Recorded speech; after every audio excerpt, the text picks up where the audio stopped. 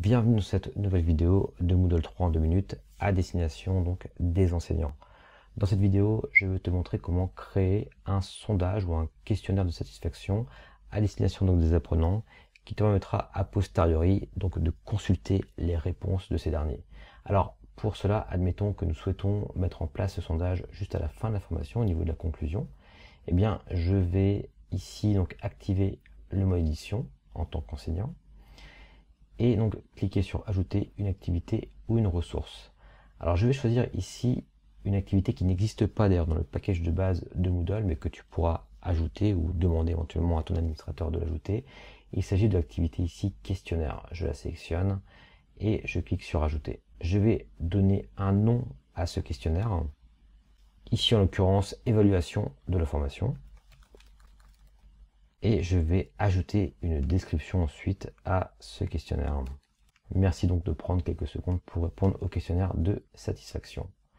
J'affiche cette description sur la page de cours et je vais modifier quelques paramètres au niveau des options des réponses. Au niveau du type, je souhaite que les participants répondent une fois seulement donc à ce questionnaire.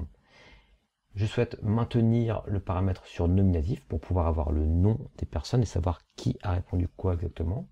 Ensuite, après avoir répondu, eh bien, je ne souhaite pas que les apprenants consultent le reste des réponses. Donc ici, dans mon cas, je vais sélectionner le paramètre jamais. Je ne vais rien modifier d'autre dans ce formulaire et je clique sur enregistrer et afficher. Je vais pouvoir maintenant ajouter mes questions. Il existe un grand nombre de types de questions.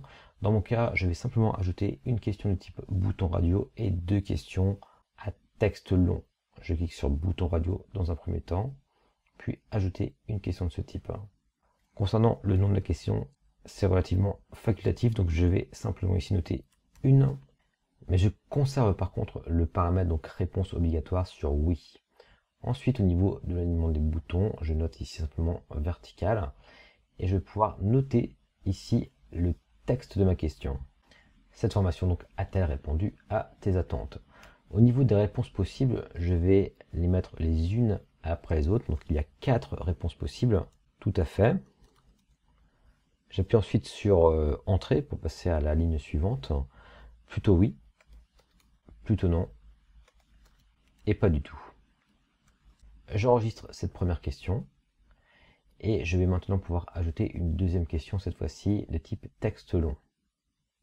Ici, je ne vais pas rendre cette question donc obligatoire, car je ne souhaite pas obliger les apprenants à y répondre s'ils ne le souhaitent pas. Donc je clique ici sur réponse obligatoire non. Au niveau du nom de la question, j'indique que c'est simplement la question numéro 2. Et je vais taper donc le texte de ma question. As-tu des commentaires ou des propositions d'amélioration à formuler? Je clique sur enregistrer.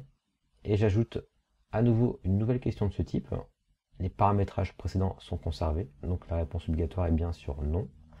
J'ajoute le texte de ma question.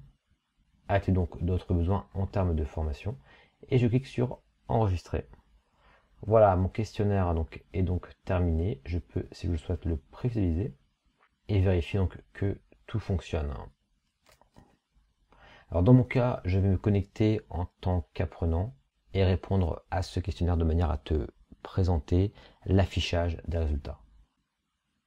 Voilà qui est fait. Alors une fois ma page ici rafraîchie, si je clique sur voir toutes les réponses, eh bien je vais pouvoir consulter ici les 4 réponses qui ont été formulées. Alors je peux ici consulter les résultats de la première question sous forme de graphique, indiquant à chaque fois le pourcentage de réponses. Ici, 25% des personnes, c'est-à-dire ici en l'occurrence une personne, a indiqué que la formation a totalement répondu à cette attente, 50% plutôt oui et 25% donc plutôt non. Je peux ensuite constater que Claire Dupont ici a formulé donc une réponse à ma première question ouverte, et ici que 2 participants, à savoir donc Claire Dupont et Jacques Dupont, ont demandé ici notamment d'autres formations, évoluer avec Moodle et collaborer donc avec Moodle. Tu sais maintenant comment créer un questionnaire de type sondage de satisfaction sur ton espace de cours Moodle.